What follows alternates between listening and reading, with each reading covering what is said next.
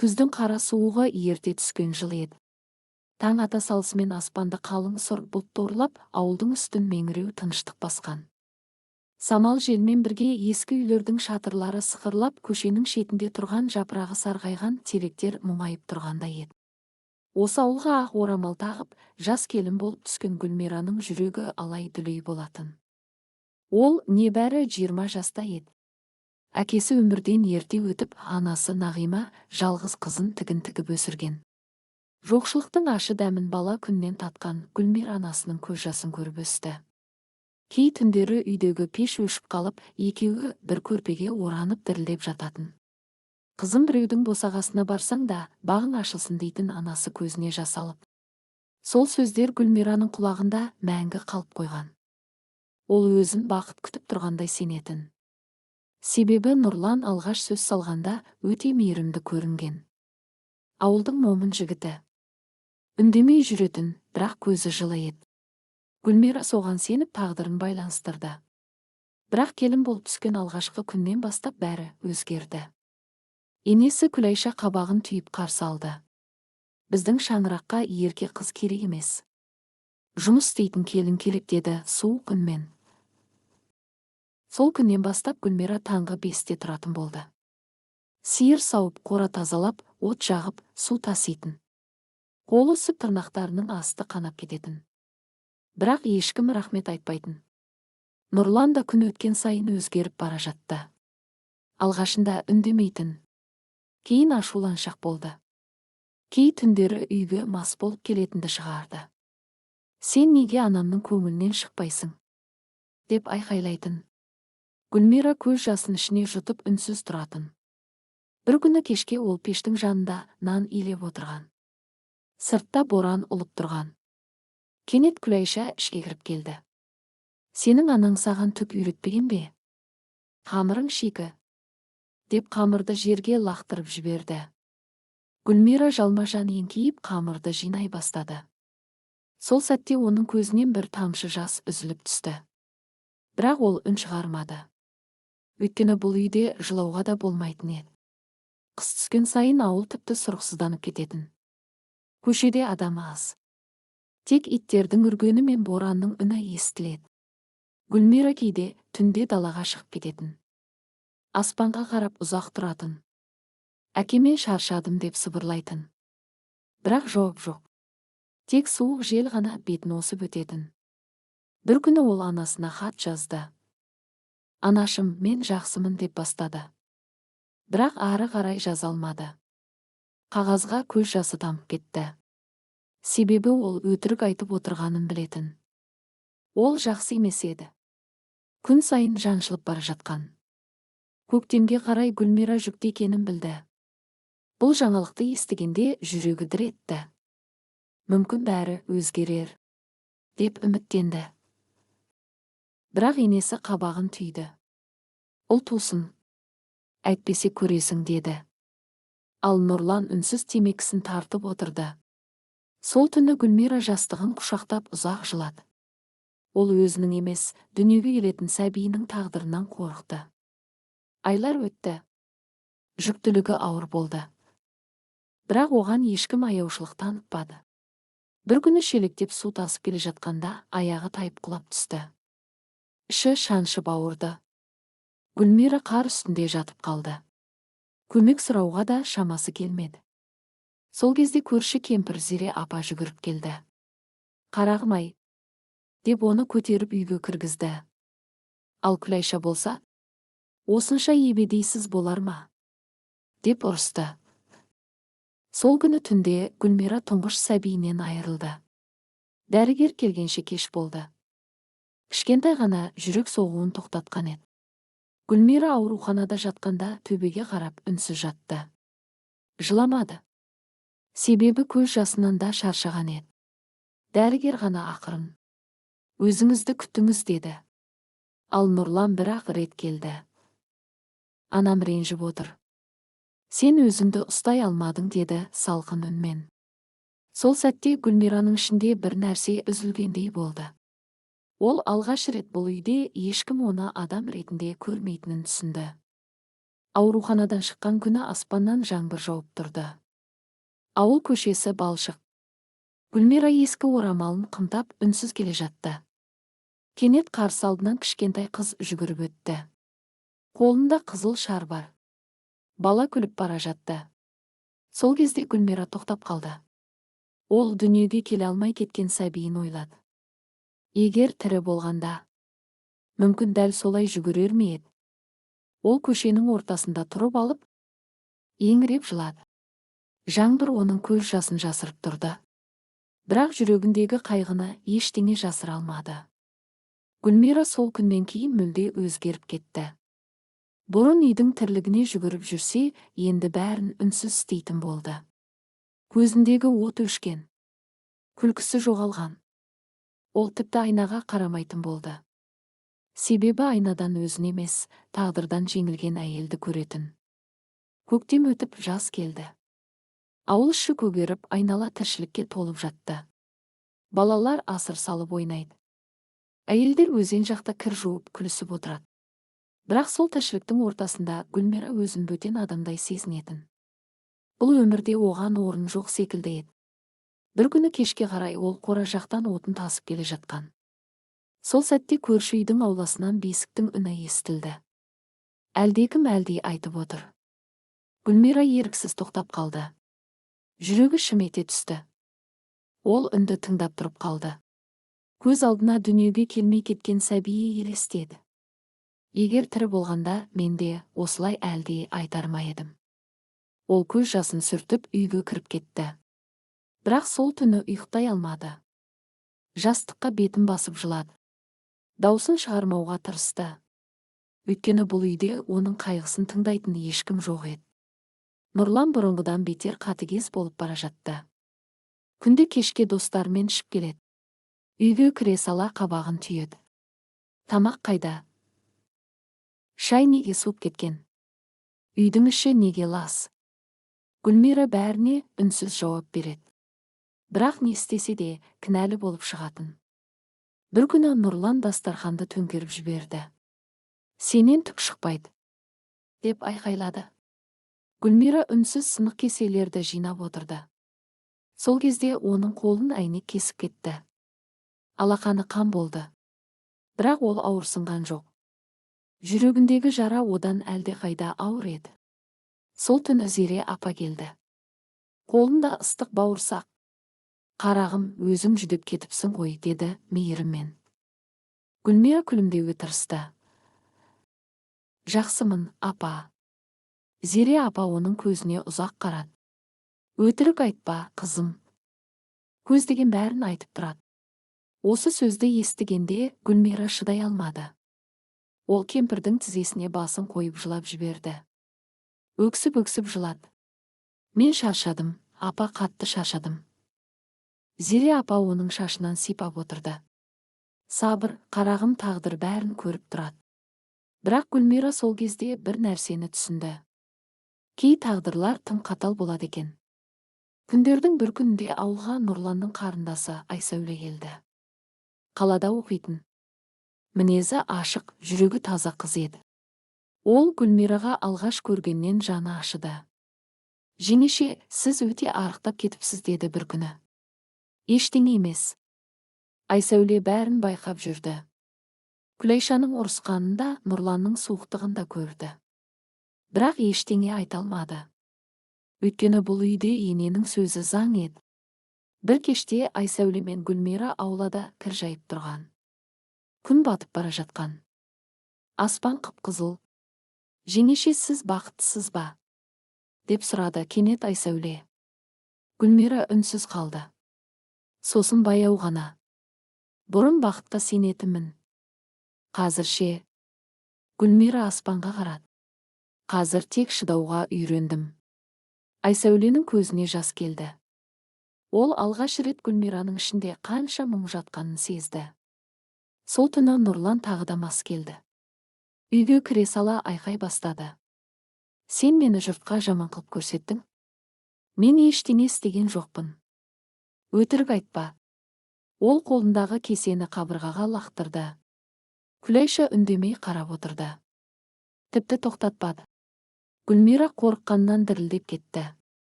Нұрлан оның қолынан тартып жіберді. Сенің кесіріңнен бәрі жаман болып жатыр. Гүлмира құлап түсті. Сол сәтте Айсәуле жүгіріп келді. Аға, тоқтаңыз. Нұрлан ашумен қарындасына қарады. Араласпа. Бұл дұрыс емес. Үй іші үнсіз қалды. Күлайша ашулы кейіппен: келін үшін туған ағаңа қарсы шығасың ба? Деді. Айсәуле көз жасын тыя алмады. Жеңеше де адам ғой. Бұл сөзден кейін үй іші тіпті ауыр тыныштыққа көмілді. Түн ортасында Гүлмира сыртқа шығып кетті. Аспанда ай жарқырап тұр. Ауыл ұйқыда. Ол ескі құдықтың қасына барып отырды. Сол жерде ұзақ жылады. Кенет артынан Зере апаның дауысы шықты. Қарағым. Гүлмира жалт қарады. Кемпір баяу қасына келді. Мен сенің көзіңнен бәрін көріп жүрмін. Гүлмира үнсіз төмен қарады. Кейде адам жылай-жылай ішінде ештеңе қалмайды екен. Апа. Бірақ сен сынба, қызым. Мен баяғыда сынып кеткенмін. Осы сөзден кейін Зере апаның өзі де жылап жіберді. Себебі ол бұл қыздың жаны өліп бара жатқанын сезетін. Күз қайта келді. Гүлмира осы үйге келін болып түскеніне 1 жыл болған. Бірақ сол 1 жылдың ішінде ол 10 жыл қартайып кеткендей еді. Бір күні ол сандықтың ішінен кішкентай тоқылған шұлықты тауып алды. Өзі сәбиіне арнап тоқыған.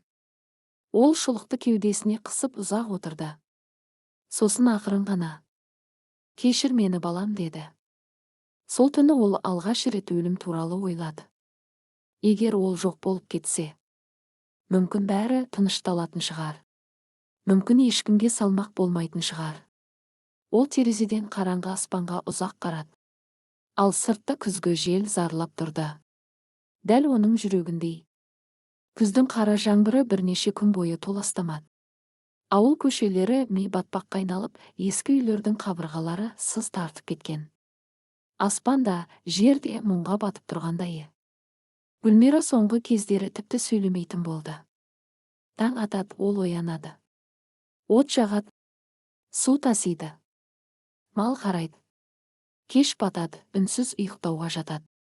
Оның өмірі тіршілік емес, тек күн өткізуге айналып кеткен еді. Бірақ ең қорқыныштысы, ол бұған үйреніп бара жатты. Бір күні түсте пошташы келді. Қолында сарғайған хат. Нағима апайдан келіпті, деді. Гүлмираның жүрегі үзу ете қалды. Ол хатты қолына алып сыртқа шықты. Үйдегілерге көрсеткісі келмеді. Қора жақтағы ескі орындыққа отырып, дірілдеген қолымен хатты ашты. Қызым, жағдайың қалай? Алғашқы жолын оқығанда көзіне жас келді. Сені қатты сағындым. Даусыңды естімегелі көп болды. Түсіме жиі кіресің. Бір түрлі көңілім алаң.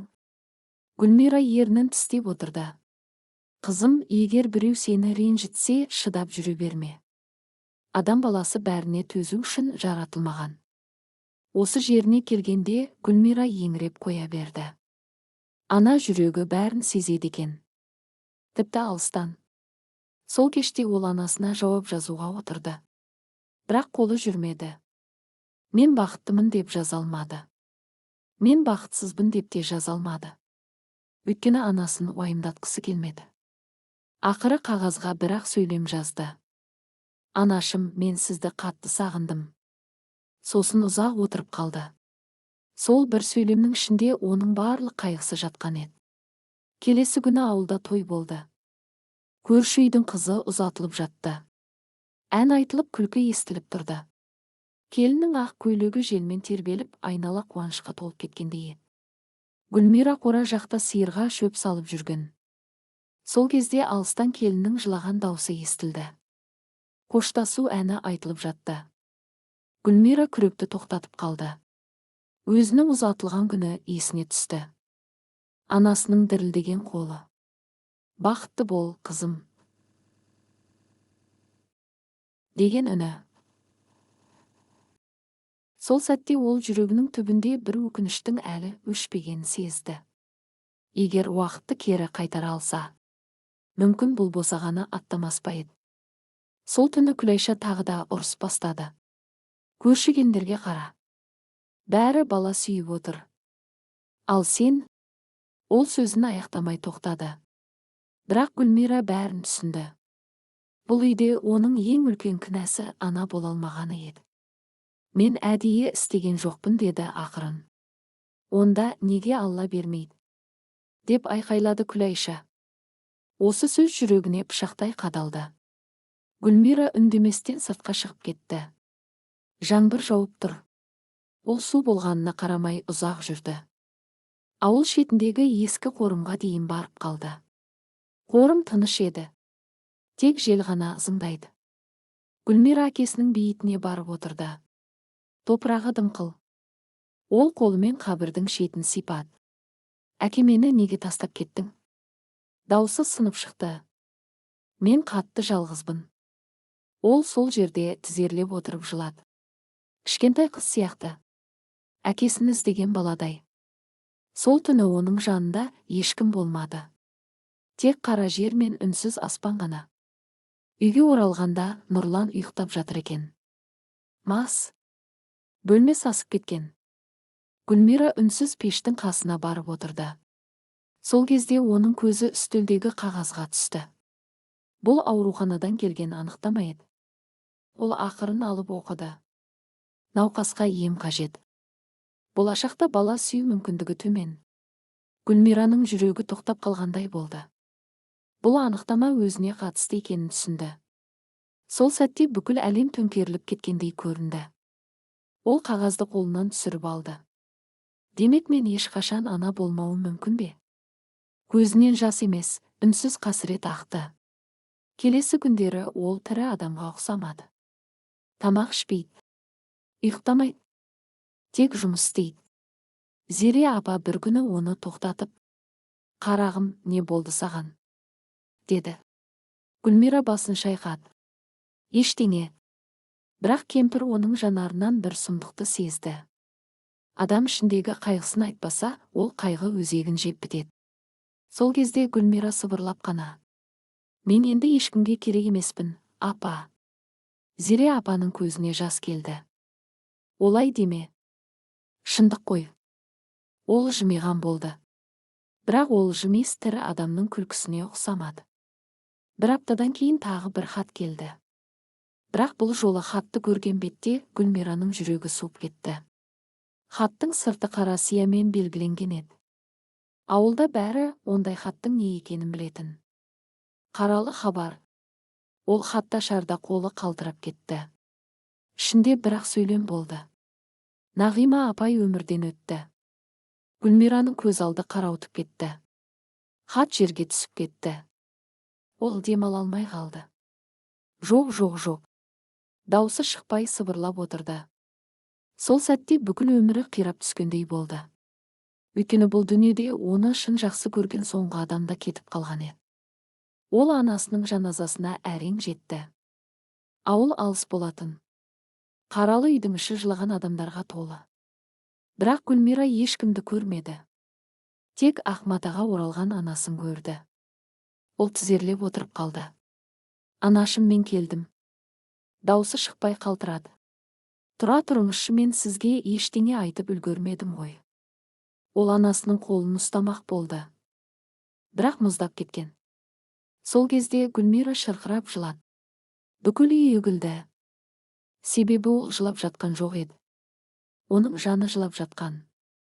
Түнде бәрі ұйықтағанда Гүлмира анасының бөлмесіне кірді. Ескі тігін машинасы тұр. Қабырғада өзінің бала күнгі суреті ілулі. Бәрі сол қалпы. Тек анасы жоқ. Ол жастықты құшақтап жатып қалды. Жастықтан анасының иісі әлі кетпеген еді. Гүлмира көзін жұмып сыбырлады. «Анашым, мен енді кімге керекпін?» Бірақ бөлме үнсіз еді. Тек түн ғана оның жан айқайын тыңдап тұрды. Бұрын ол қанша қорлық көрсе де, ішінде бір үміт бар еді. Қайда барса да анам бар деген жұбаныш болатын. Енді ол да жоқ. Бұл дүниеде оны күтіп отыратын ешкім қалмағандай сезінді. Ауылға қайтқан күні аспан ауыр тартып тұрды. Күздің суық желі бет қарып өтеді. Автобустан түскен кезде Гүлмира ескі сөмкесін құшақтап біраз тұрды. Үйге кіргісі келмеді. Себебі ол үй емес еді. Тек оның жаны күнде азапталатын орын болатын. Күләйша оны көре сала қабағын түйді. Көп жатып қалыпсың. Гүлмира үнсіз басын изеді. Тіпті анасының қазасына да жұбату айтылмады. Нұрлан да салқын қарсы алды. Тамақ бар ма? Деген жалғыз сұрақ қойды. Сол сәтте Гүлмира жүрегінің түбінде бір нәрсенің мәңгі өшкенін сезді. Бұл адамдар оның қайғысын ешқашан түсінбейтін еді. Түнде ол ұзақ ұйықтай алмады. Анасының даусы құлағынан кетпейді. Қызым, бақытты болшы. Гүлмира жастығын құшақтап жылады. Бірақ бұл жолы көз жасы бұрынғыдай емес еді. Бұл ішінен үзілген адамның көз жасы болатын. Келесі күннен бастап үйдегі тіршілік қайта жалғасты. Бірақ Гүлмира енді тірі адам сияқты қимылдамайтын. Тек үнсіз көлеңке секілді жүретін. Таңертең сиыр сауып отырғанында кенет қолы тоқтап қалды. Ол анасының қолын есіне түсірді. Қатты жұмыс істегеннен жарылған саусақтары. Тігін тіккендегі көзінің талғаны. Бар өмірін қызы үшін сарп еткен ана. Ал қызы не істеді? Бақытты бола алмады. Осы ой оны іштен жеп бара жатты. Бір күні кешке Айсәуле келді. Ол Гүлмираның қасына үнсіз отырып қалды. Біраз уақыт екеуі де сөйлемеді. Сосын Айсәуле ақырын: жеңеше мен апайдың қайтқанын естігенде қатты жыладым. Гүлмира төмен қарады. Мен үлгермедім. Не нәрсеге? Бақытты екенімді көрсетуге. Даусы дірілдеп шықты. Анам өмір бойы мен үшін өмір сүрді. Ал мен. Ол сөзін аяқтай алмады. Айсәуле оның қолынан ұстады. Өзіңізді кінәламаңыз. Сол кезде Гүлмира алғаш рет қатты дауыстап жылады. Жан даусымен: мен жалғыз қалдым, Айсәуле. Бұл сөзді айтқанда оның үні кішкентай жетім қыздың үніне ұқсап кетті. Қараша айының соңында ауылға алғашқы қар түсті. Ақ ұлпа жерге баяу қонады. Басқа адамдар үшін қыс әдемі мезгіл еді. Ал Гүлмира үшін қыс әрқашан мұң әкелетін. Өйткені ең ауыр күндері дәл осы суықта өткен. Сол күні кешке Нұрлан тағышып келді. Үйге кіре сала: сен неге үндемей жүрсің? Деді ашумен. Гүлмира жауап бермеді. Мен сенімен сөйлесіп тұрмын. Не айтайын? Нұрлан бір сәт тосылып қалды. Өйткені Гүлмира бұрын бұлай сөйлемейтін. Сен өзгеріп кетіпсің. Гүлмира баяу ғана күліп қойды. Бірақ ол күлкі қорқынышты еді. Адамның іші өлсе, өзі де өзгереді екен. Нұрлан ашумен қабырғаға жұдырықпен ұрды. Тағы бастама. Мен бастамадым, бұл өмір бастады. Сол түні екеуі екі бөтен адам сияқты үнсіз жатты. Бір шаңырақ астында. Бір-бірінен жарық жылындай алыста. Күндер өте берді. Бір күні Гүлмира қорадан шөп алып келе жатқанда бас айналып кетті. Ол қар үстіне отыра кетті. Кеудесі қысылып дем жетпей барады. Сол сәтте оған өмірдің еш мәні қалмағандай көрінді. Егер қазір көз жұмса, мені кім іздейді? Ол осы сұрақтан өзі шошып кетті. Өйткені жауабын білетін. Ешкім. Зере апа соңғы кездері оны жиі бақылап жүрді. Кемпір көп нәрсені үнсіз түсінетін. Бір күні ол Гүлмираны үйіне шақырды. Пештің үстінде шәугім қайнап тұр. Үй іші жылы. Дәл баяғы анасының үйіндей. Гүлмира сол табалдырықтан аттай бере жылап жіберді. Апа, мен анамды сағындым. Зере апа оны құшағына басты. Жыла, қарағым, ішіңдегіні шығар. Гүлмира көпке дейін тоқтай алмады. Сосын ақырын: кейде менің де өлгім келеді. Зере апаның өңі өзгеріп кетті. Ондай сөз айтпа. Мен шаршадым, қатты шаршадым. Кемпірдің өзі де көзіне жас алды. Сенің өмірің әлі алда, қызым. Жоқ, менің өмірім әлде қашан біткен. Осы сөзден кейін бөлме іші үнсіз қалды. Тек пештегі оттың сықыры естіледі. Сол түні Зере апа ұйықтай алмады.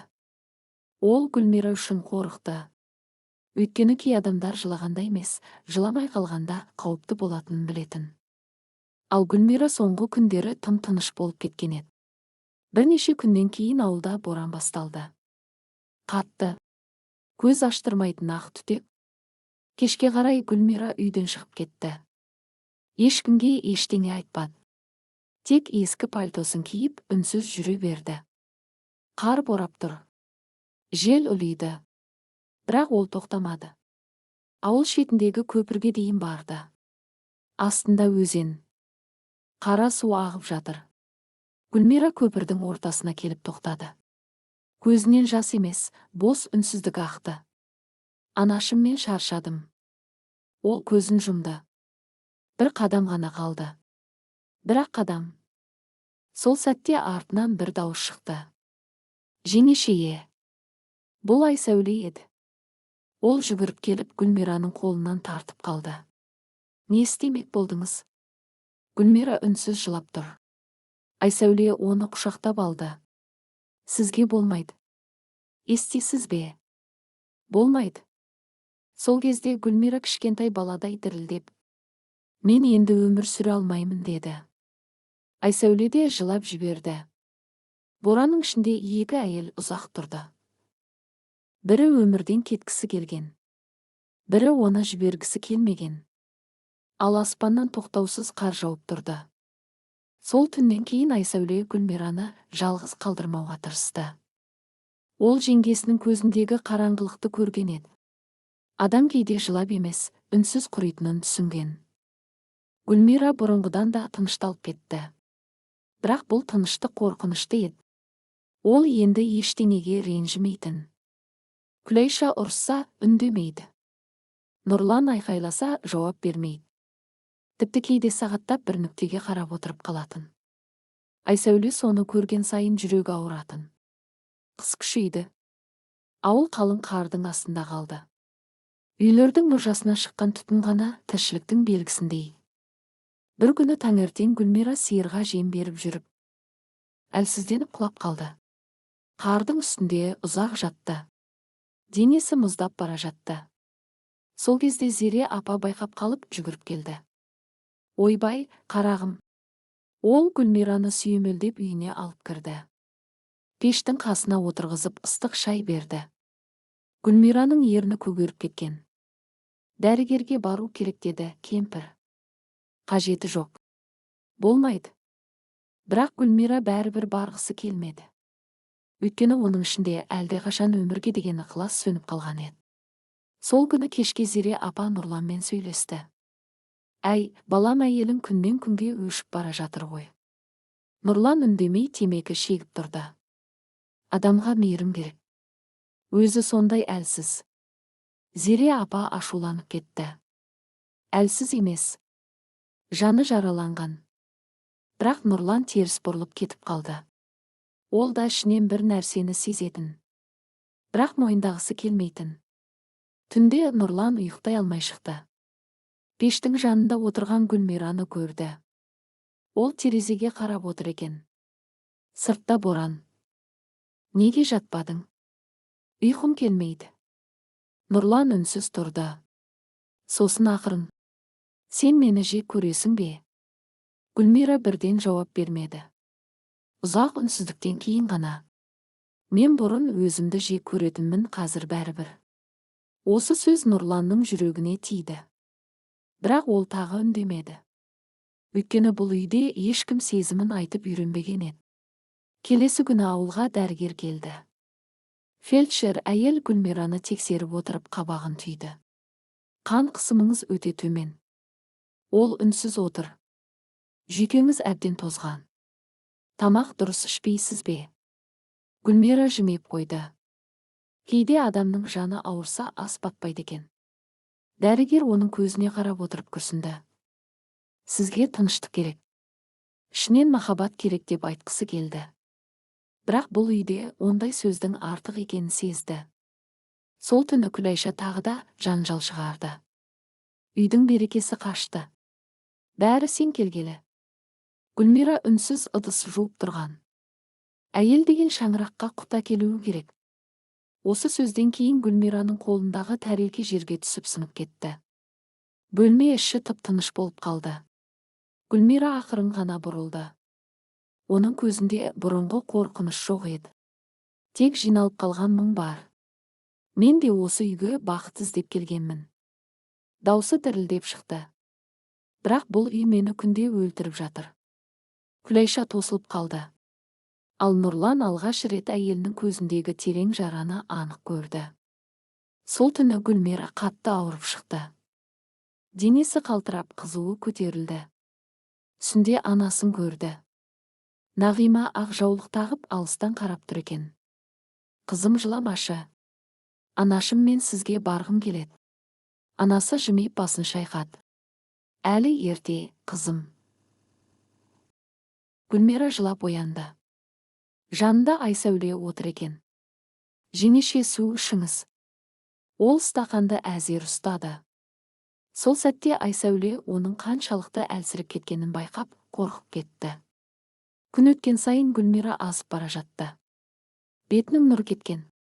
Көзінің асты көгерген. Бірақ ең қорқыныштысы, оның жанарында өмірге деген қызығушылық қалмаған еді. Бір күні Айсәуле шыдай алмай: «Жеңеше, кетіңізші бұл үйден», деді. Гүлмира баяу басын көтерді. «Қайда барамын? Қалаға жұмыс табасыз. Жаңа өмір бастайсыз». Гүлмира мұңайып күлімсіреді. Сынған адам жаңа өмірді қалай бастайды? Айсәуле көз жасын сүртті. «Сіз әлі сынған жоқсыз». Сол кезде Гүлмира ақырын ғана: «Жоқ, менің жүрегім баяғыда жарылып кеткен». Бөлме іші үнсіз қалды. Сол кеште Нұрлан есік алдында ұзақ отырды. Қолында темекі. Көңілі мазасыз. Ол Гүлмираның сөздерін ұмыта алмады. «Бұл үй мені күнде өлтіріп жатыр». Алғаш рет өзінен қорқып кетті. Себебі ол расымен әйелінің жанын өлтіріп жатқанын енді түсіне бастаған еді. Бірақ тым кеш емес пе? Түн ортасында Гүлмира тағы оянып кетті. Кеудесі қатты ауырып тұр. Ол ақырын орнынан тұрып сандықты ашты. Ішінен кішкентай тоқылған шұлықты шығарды. Сәбиіне арнаған. Ол шұлықты жүрегіне қысып ұзақ отырды. Сосын ақырын сыбырлады: «Балам, егер сен тірі болғанда мен өмір сүрер ме едім?» Осы сөзден кейін ол үнсіз жылады. Ал сыртта боран терезені тарсылдатып тұрды. Дәл бір бұл үйдің ішіндегі барлық қайғыны білетіндей. Боран басылғанымен Гүлмираның ішіндегі дауыл басылмады. Көпір үстіндегі оқиғадан кейін Айсәуле оны бір сәтке де жалғыз қалдырмауға тырысты. Бірақ адамның жан жарасын күзету қиын екен. Себебі кей қайғы адамның сыртында емес, ішінде өмір сүреді. Гүлмира соңғы күндері тіпті аз сөйлейтін болды. Көзқарасы өзгерген. Бір нүктеге қадалып ұзақ отырады.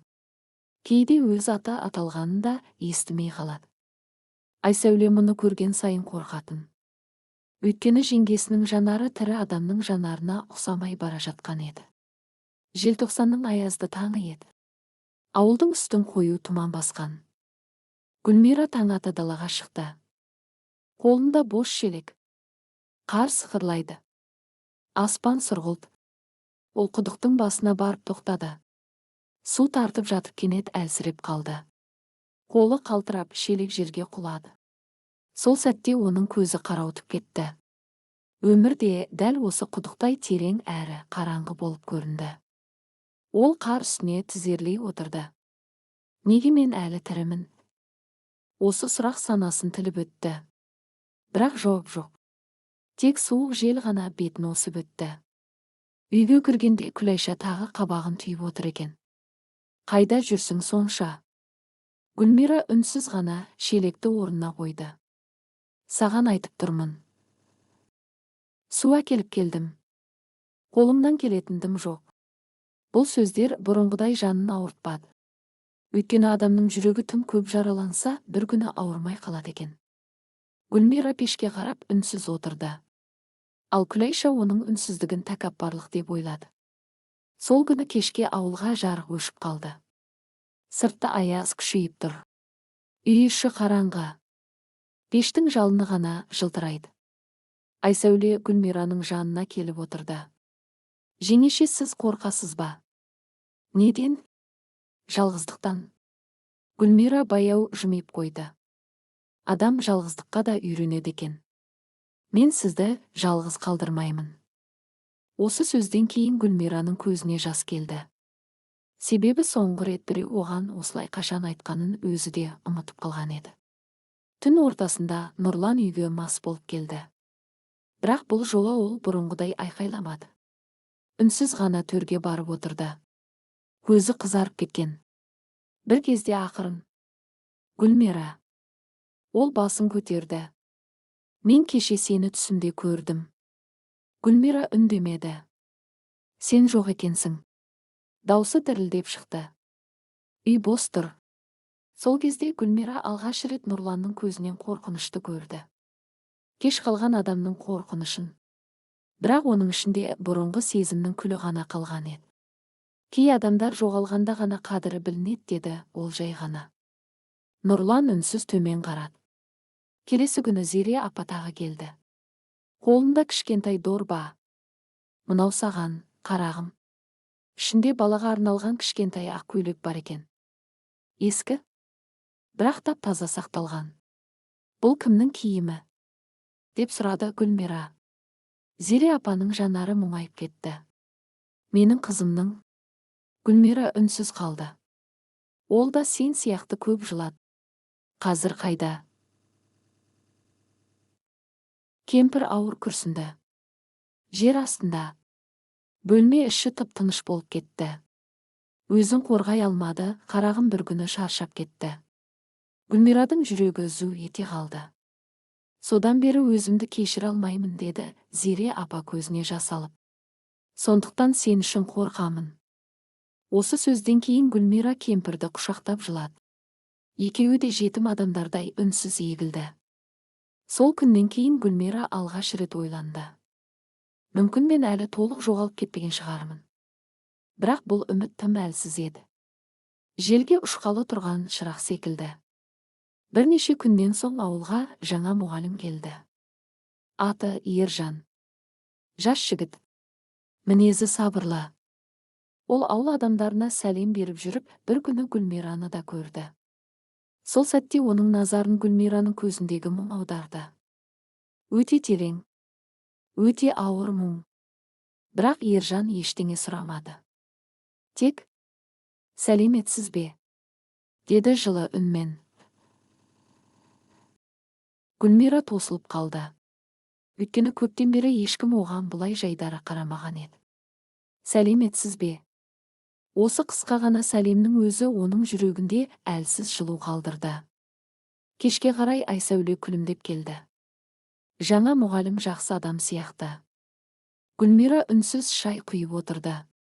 Ол сізге қарап қалды. Қойшы. Шын айтам. Гүлмира басын төмен түсірді. Ол өзінің әйел екенінде ұмытып бара жатқан. Өзін тек қорлық көруге жаралған адамдай сезінетін. Сол түні ол ұзақ ұйықтай алмады. Терезеден ай сәулесі түсіп тұр. Гүлмира сандықты ашып, сәбиіне арнап тоқыған кішкентай шұлықты қайта қолына алды. Біраз қарап отырды. Сосын ақырын ғана: егер сен тірі болғанда, мүмкін мен де басқаша адам болар ма едім? Көзінен жас сырғып түсті. Бірақ бұл жолы сол жастың ішінде кішкентай ғана үмітте бар еді. Өте әлсіз, өте алыс. Бірақ бар еді. Қыс ортасы еді. Ауылдың үстін қалың қар басып қалған. Ағаш бұтақтарына дейін аппақ мұз болып қатып тұр. Таңертең адамдардың тынысы будақтап, көшеде тек аяқ астындағы қардың сықыры ғана естіледі. Гүлмира соңғы күндері өзгеше күйде жүрді. Ішіндегі ауыр мұң әлі кетпеген. Бірақ баяғыдай түгел қараңғылық емес еді. Өйткені ұзақ уақыттан кейін біреу оған адам сияқты қараған болатын. Ержан ауыл мектебінде тарих пәнінен сабақ бере бастады. Ауыл адамдары оны тез жақсы көріп кетті. Сыпайы, сабырлы, артық сөзі жоқ. Бірақ оның жанарында да бір мұң бар еді. Бір күні Гүлмира дүкеннен шығып келе жатқанда, Ержан қарсы жолықты. Қолында кітаптар. «Сәлеметсіз бе?» деді ол жымиып. «Сәлеметсіз бе? Халіңіз қалай?» Осы қарапайым сұрақтан Гүлмира тосылып қалды. Себебі көптен бері ешкім оның халін шын көңілмен сұрамаған еді. «Жақсы». Даусы сенімсіз шықты. Ержан оның көзіне қарап біраз тұрды. Бірақ артық сұрақ қоймады. «Су қатты екен. Ауырмаңыз». Гүлмира үнсіз басын изеді. Ол кетіп бара жатқан Ержанға ұзақ қарап қалды. Жүрегінің бір жері шым еткен. Ұмыт қалған сезім секілді. Сол күні кешке Нұрлан тағышып келді. Бірақ бұл жолы ол үндемей отырды. Бір кезде кенет: «Ана мұғаліммен не сөйлесіп тұрдың?» деді. Гүлмира таңырқап қарады. «Ештеңе. Мен бәрін көрдім. Тек амандастық». Нұрлан ашуланып кетті. «Сен ұятты білесің бе өзі?» Гүлмираның көзіне шаршағандық ұялады. «Мен өмірімде бірінші рет адамша сөйлескен адамды көрдім». Бұл сөз Нұрланға ауыр тиді. Өйткені ол өзінің қандай күйге жеткізгенін енді сезе бастаған еді. Бірақ кешірім сұрауға намысы жібермеді. Келесі күні Гүлмира Зере апаның үйіне барды. Кемпір пештің жанында жүн түтіп отыр екен. «Кел, қарағым». Гүлмира үнсіз отырды. Бір кезде: «Апа, адам қайта бақытты бола ала ма?» деп сұрады. Зере апа қолындағы жүнді тоқтатты. «Неге сұрадың?» «Білмеймін». Кемпір оның жүзіне ұзақ қарады. «Адамның жүрегі тас емес, қызым. Қанша жараланса да бір күні қайта жылынады». Гүлмира көзін төмен түсірді. «Ал егер кеш болса ше?» «Бақытқа ешқашан кеш емес». Осы сөз оның жүрегінде қалып қойды. Бірнеше күннен кейін мектепте ауыл кеші өтті. Барлығы жиналды. Балалар ән айтты. Қариялар бата берді. Гүлмира да Айсәулемен бірге барған. Ол көпшілікке араласқысы келмей шетте тұрған. Сол кезде сахнаға Ержан шықты. Қолына домбыра алып баяу ән бастады. Әні мұңды еді. Жоғалған махаббат туралы. Жетім қалған жүрек туралы. Гүлмираның көзіне жас келді. Өйткені ол ән дәл өзінің тағдырын айтып тұрғандай еді. Ән біткенде жұрт қол соқты. Ал Ержанның көзі еріксіз Гүлмираға түсті. Сол сәтте екеуі үнсіз түсініскендей болды. Үйге қайтқан соң Нұрлан ашулы отыр екен. «Қайда жүрсің?» «Мектепте». «Анау мұғалімде сонда болды ма?» Гүлмира шаршап кетті. «Неге бәрін соған тірейсің?» «Өйткені сен өзгердің». «Иә, өзгердім». Даусы дірілдеп шықты. Себебі бұрынғы Гүлмира баяғыда өлген. Үй іші үнсіз қалды. Нұрлан алғаш рет қорқып кетті. Өйткені ол рас айтқанын түсінді. Сол түні Нұрлан сыртқа шығып кетті. Қар баяу жауып тұр. Ол қора жақта ұзақ тұрды. Көз алдына Гүлмираның бұрынғы күлкісі елестеді. Келін болып түскендегі ұяң қалпы. Ал қазір көзі ғана мұң болып қалған. Нұрлан темекісін қарға лақтырып жіберді. Ішін өкініш өртеп бара жатты. Бірақ кей өкініш кеш келеді екен. Келесі күні Ержан кітапхана алдында Гүлмираны тағы көрді. «Сіз кітап оқисыз ба?» деп сұрады. Гүлмира тосылып қалды. «Бұрын көп оқитынмын. Қазір ше?» «Қазір ештеңеге зауқым жоқ». Ержан сәл үнсіз тұрды. Сосын қолындағы жұқа кітапты ұсынды. «Мынаны оқып көріңізші». Гүлмира кітапты алды. Бетінде: «Үміт үзілген жерде адам өледі» деген сөйлем жазылыпты. Ол әлгі сөзге ұзақ қарап қалды.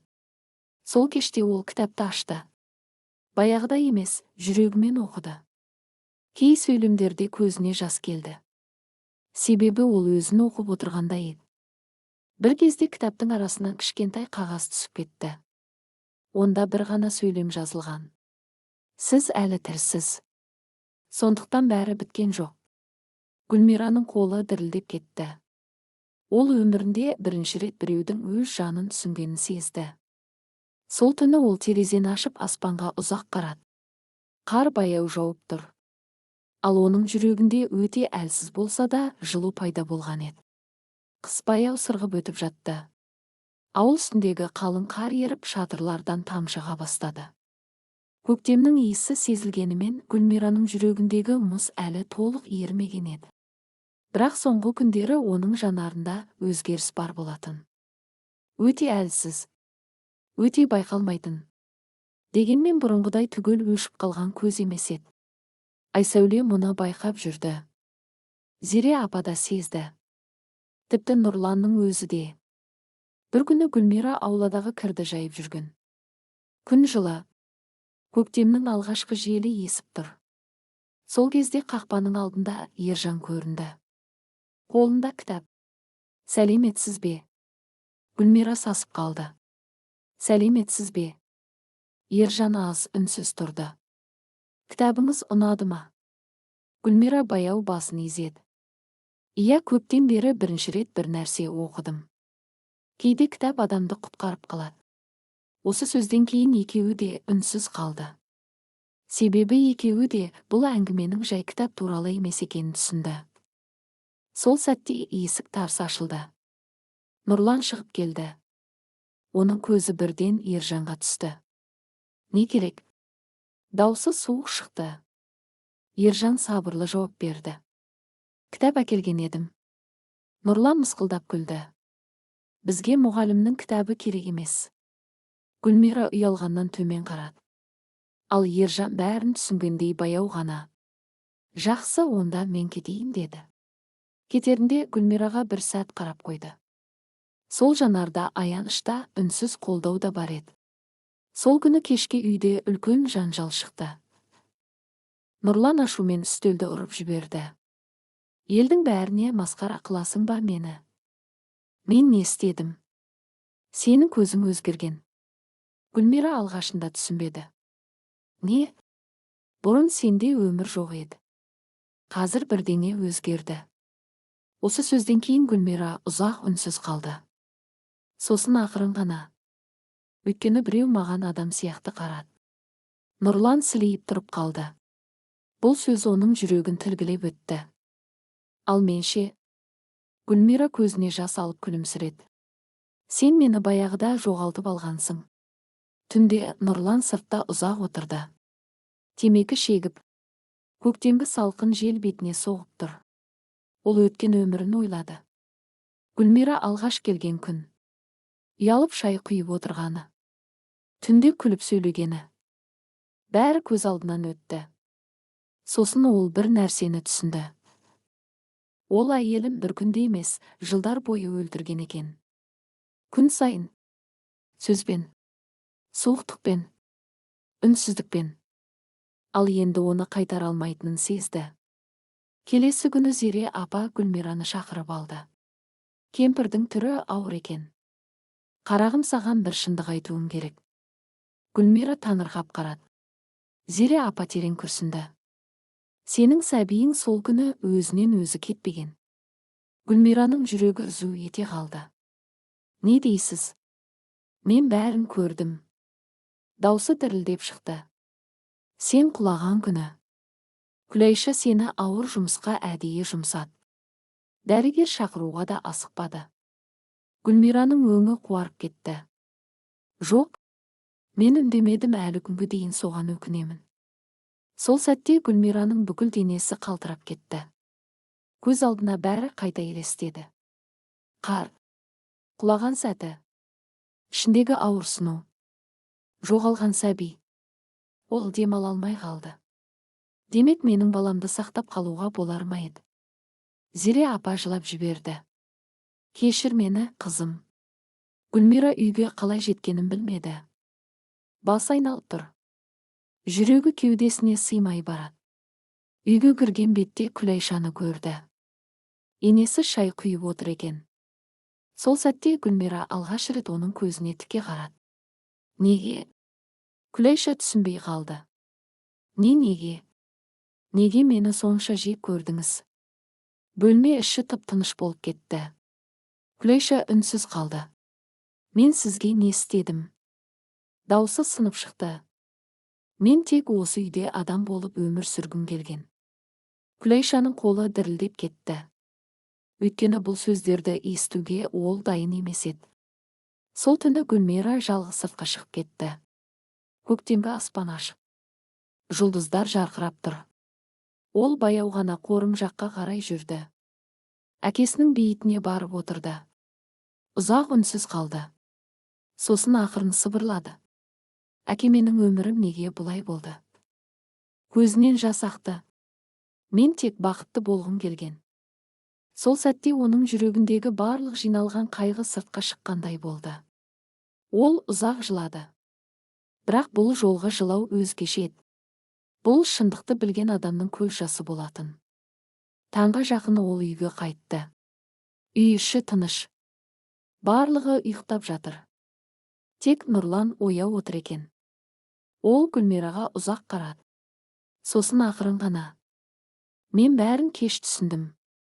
Гүлмира үнсіз тұрды. Бірақ сені әлі жоғалтқым келмейді. Осы сөзден кейін Гүлмираның көзіне жас келді. Бірақ бұл жолы ол жыламады. Тек баяу ғана: кейбір ақиқат тым кеш айтылады екен, деді. Ал сыртта жаңа күннің таңы атып келе жатты. Көктем толық келген еді. Қар еріп, ауыл іші балшыққа айналған. Үйлердің жанынан жылғалар ағып жатыр. Теректер бүршік жарып, құстар қайта орала бастаған. Тіршілік жаңарып жатқандай. Бірақ кей адамдардың жүрегіндегі жара көктеммен бірге жазылмайды екен. Гүлмира соңғы күндері тым тыныш болатын. Зере апаның айтқан шындығы оның жанын астан-кестен етті.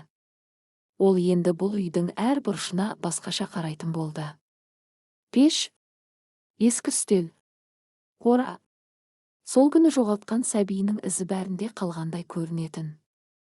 Күлейша да өзгеріп кеткен еді. Бұрынғыдай айқайламайды. Ұрыспайды. Көбіне үнсіз. Кейде Гүлмираға қарап ұзақ отырып қалады. Бірақ сөйлей алмайды. Себебі кей адамдар кешірім сұрауды өмір бойы үйренбей өтеді екен. Бір күні таңертең Гүлмира аулада кір жайып жүрген. Кенет Күлейша жайлап қасына келді. Қолында ескі орамал. Даусы бәсең шықты. Мынау сенің анаңның орамалы ғой деймін. Гүлмира селк ете қалды. Бұл Нағиманың орамалы еді. Ол анасының жаназасынан кейін жоғалып кеткен болатын. Гүлмира орамалды дірілдеген қолымен алды. Иісі кетіп қалыпты. Бірақ жүрегі бірден анасын сезді. Қайдан таптыңыз? Күлейша жауап бермеді. Біраз үнсіз тұрып қалды. Сосын ақырын ғана: мен саған жамандық жасағым келмеген. Гүлмира көзін көтеріп қарады. Ол бұл сөзді өмірінде бірінші рет естіп тұр еді. Бірақ жасадыңыз. Даусы қатты шыққан жоқ. Бірақ дәл жүрекке жетті. Күлейшаның ерні дірілдеп кетті. Мен де кезінде келін болдым. Сонда неге мені түсінбедіңіз? Күлейша үнсіз қалды. Себебі оның өзінде жауап жоқ еді. Сол күні кешке Нұрлан мас болмай келді. Бұл соңғы бірнеше жылда сирек болатын. Үйге кіріп үнсіз дастархан басына отырды. Гүлмира шай құйып берді. Екеуі де үндемейді. Бір кезде Нұрлан баяу ғана: мен сені алып кетейін деп едім. Гүлмира түсінбей қарады. Қайда? Қалаға, басқа жерге. Жаңа өмір бастайық. Гүлмираның көзіне мұң ұялады. Ескі жараны жаңа жер емдей алмайды, Нұрлан. Мен түзелемін. Сен кешіктің. Осы сөзден кейін Нұрлан басын төмен түсірді. Өйткені ол да мұны іштей білетін. Сол түні Ержан мектептен қайтып келе жатып Гүлмираны жолықтырды. Ол өзен жағасында жалғыз отыр екен. Су баяу ағып жатыр. Күн батып барады. Үйге қайтпадыңыз ба? Деп сұрады Ержан. Гүлмира жымиған болды. Кейде адам үйіне барғысы келмейді екен. Ержан оның жанына отырды. Ұзақ уақыт үндемеді. Сосын: сіз өте көп ауырған адамсыз, деді.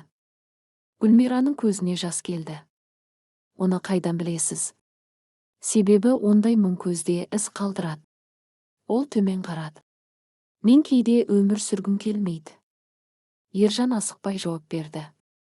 Бірақ сіз әлі тірі жүрсіз. Неге екенін өзім де білмеймін. Себебі жүрегіңіздің ішінде әлі кішкентай жарық бар. Осы сөзден кейін Гүлмира жылап жіберді. Бірақ бұл жолы оның жанында үнсіз тыңдайтын адам бар еді. Үйге кеш оралғанда Нұрлан есік алдында күтіп отыр екен. Ол Гүлмираның жылағанын көріп қалды. Ол сені жылатты ма? Жоқ. Онда неге жыладың? Гүлмира ұзақ үнсіз тұрды. Сосын, себебі біреу мені бірінші рет түсінді. Нұрлан көзін жұмып кетті. Бұл сөз оны іштен қақ айырғандай болды. Түн ортасында Күлайша Гүлмираның бөлмесіне кірді. Баяу, ұялып тұрғандай. Гүлмира ояу екен. Терезеге қарап отыр. Күлайша жақындай алмай біраз тұрды. Сосын кенет жылап жіберді. Мен де бақыт көрмедім. Даусы қалтырады. Енем мені де қорлады. Күнде жылататын. Гүлмира үнсіз тыңдап отырды. Сосын жүрегім тас болып кеткенін байқамай қалыппын. Ол бетін жауып жылады. Сені көрген сайын өзімді көретінмін. Бірақ аяудың орнына ашуымды шығардым. Гүлмираның да көзіне жас келді. Өйткені бұл үйде бірінші рет шынайы өкініш айтылып тұрған еді. Менің баламды кешір, деді Күлайша сыбырлап. Осы сөзден кейін Гүлмира шыдай алмай еңіреп жіберді. Екеуі де жылады. Бірі кешірім сұрай алмаған жылдар үшін. Бірі жоғалтқан өмір үшін. Таң ата ауыл үстіне жылы жаңбыр жауды. Гүлмира сыртқа шығып, жаңбыр астында ұзақ тұрды. Тамшылар бетімен бірге жүрегіндегі мұңды да жуып жатқандай еді. Бірақ ол бір нәрсені анық түсінді. Кешірім барлық жараны жазбайды екен. Кей жара өмір бойы қалады. Тек адам сол жарамен өмір сүруді үйренеді. Сол күні Ержан ауылдан кететіні белгілі болды. Оны қаладағы мектепке ауыстырған екен. Айсәуле бұл хабарды естігенде Гүлмираға жүгіріп келді. Жеңеше, Ержан аға кетеді екен. Гүлмира үнсіз қалды. Жүрегі бір сәт шым ете түсті. Бірақ ол ештеңе демеді. Тек терезеден алыстағы жолға қарап тұрды. Өйткені кей адамдар адамның өміріне мәңгі қалу үшін емес, оны қайта тірілту үшін ғана келеді екен. Көктемнің соңғы жаңбыры да тоқтады. Ауыл енді толық оянғандай. Жер беті жасылданып, бақтарда алма гүлдеді. Өмір қайтадан өз арнасымен ағып жатты. Бірақ Гүлмира үшін бұл көктем бұрынғыларға ұқсамайтын. Өйткені ол енді бұрынғы адам емес еді. Ержанның кеткеніне бірнеше күн өтті. Ауылға біртүрлі тыныштық орнады. Айсәуле де жиі үнсіз жүретін болды. Ол Гүлмираның ішіндегі бос кеңістікті сезетін. Зере апа болса кейде ғана келіп шай ішіп отыратын. Ал Нұрлан мүлде өзгеріп кеткен. Айқай жоқ, мас күй жоқ. Бірақ оның үнсіздігі бұрынғыдан да ауыр еді. Бір күні таңертең Гүлмира үйден ерте шықты. Қолында кішкентай сөмке. Ол ешкімге ештеңе айтпады. Тек ауыл шетіндегі жолға қарай жүрді. Жел баяу соғып тұр. Аспан ашық. Ол тоқтамай жүре берді. Ауылдың шетіне жеткенде Нұрлан оны қуып жетті. Қайда барасың? Гүлмира бұрылмады. Білмеймін. Қалма. Даусы дірілдеді. Мен сені енді түсіндім. Гүлмира оған ұзақ қарады. Бір кезде баяу ғана. Сен мені түсіндің, бірақ тым кеш. Нұрлан қадам жасады. Мен сені жоғалтқым келмейді. Гүлмира көзін жұмды. Сен мені жоғалтпадың, сен мені баяғыда өлтірдің. Бұл сөз жел сияқты ауыр естілді. Нұрлан сілейіп қалды. Сол сәтте Айсәуле жүгіріп келді. Жеңеше, өтінемін. Гүлмира оған бұрылды. Көзінде бұрынғыдай қараңғылық жоқ еді. Бірақ толық жарықта емес. Тек тыныштық бар. Мен кетпеймін, деді ол жай ғана. Айсәуле түсінбей қалды. Сонда Гүлмира аспанға қарады. Мен өзімді іздеймін. Сол күннен кейін ол өзгерді. Баяу, үндемей, бірақ ішкі бір жарық оянғандай болды. Ол ауылдағы кішкентай балаларға көмектесе бастады. Кейде Зере апаның үйіне барып отырды. Кейде өзен жағасына барып ұзақ отыратын. Бірақ енді ол өз қайғысынан қашпайтын. Онымен өмір сүруді үйреніп жүрді. Бір күні Нұрлан үйдің алдында отырды. Қолында ескі сурет. Гүлмираның келін болып түскен алғашқы күні. Жымиып тұрған. Көзінде үміт бар. Нұрлан сол суретке ұзақ қарады. Сосын жай ғана сыбырлады. Мен сені сақтай алмадым. Сол түні ол алғаш рет қатты жылады. Бірақ бұл кешігіп келген өкініштің көз жасы еді. Көктемнің соңында ауылда шағын өзгеріс болды. Гүлмира ескі тігін машинаны жөндеп алды. Нағиманың тігін машинасы. Оны қайта іске қосқанда қолы дірілдеді. Алғаш рет матаға ине тигенде оның жүрегі де бірге дір етті. Ол тігіп отырды. Баяу, үндемей. Бірақ бұл үнсіздік енді азап емес еді. Бұл емделу болатын. Айсәуле бір күні қуанып келді. Жеңеше, сіз қайтадан күлесіз. Гүлмира күлімсіреді. Шынымен де кішкентай ғана күлкі еді. Бірақ ол шынайы болатын. Мен ұмытпаймын, деді ол жай ғана. Нені? Қайғыны. Сосын терең дем алды. Бірақ мен енді сонымен ғана өмір сүрмеймін. Жаздың алғашқы күні ауылға хат келді. Ержаннан. Қысқа ғана хат. Сіз өзіңізді тапқан сайын бір адам әлемде бақыттырақ болады. Рахмет. Гүлмира хатты үнсіз оқыды. Көзінен жас келді. Бірақ бұл жолы ол жылап құламайтын. Тек жүрегі тынышталып қалды. Кешке ол өзен жағасына барды. Су баяу ағып жатыр. Аспан қызғылт. Айсәуле жанында отырды. Жеңеше, сіз бақыттысыз ба? Деді ол ақырын. Гүлмира ұзақ ойланды. Сосын, бақыт бұрын мен үшін біреу керек еді. Ал қазір? Ол суға қарады. Қазір мен өзіммен тату болуды үйреніп жүрмін. Айсәуле жымиып қойды. Сол сәтте Гүлмира алғаш рет өткен өміріне қарады. Анасы, сәбие, қайғы, қателік, жалғыздық. Бәрі оның ішінде мәңгі қалады. Бірақ ол енді солардың астында көміліп қалмайтынын түсінді. Нұрлан алыстан қарап тұрды. Ол әйелінің өзгергенін көрді. Бірақ енді оны қайтара алмайтынын да білді. Сол сәтте ол алғаш рет шын кешірім сұрады. Үнсіз, ішінен. Бірақ Гүлмира оны естіді. Өйткені кей кешірім сөзбен емес, жүрекпен айтылады. Күн батып бара жатты. Гүлмира өзенге қарап тұрды. Жел шашын тербеді. Ол көзін жұмды. Сосын ақырын ғана сыбырлады. Мен тірімін. Бұл сөз алғаш рет жеңіс сияқты естілді. Ауыр емес. Суық емес. Тек тыныш. Ауыл үстінде кешкі самал есіп тұрды. Бір әйел өз өмірін қайтадан жинап жатты. Сынған жерлермен, жаралармен, бірақ тірі жүрегімен. Ал айтылмай кеткен ақиқат енді айтылған еді.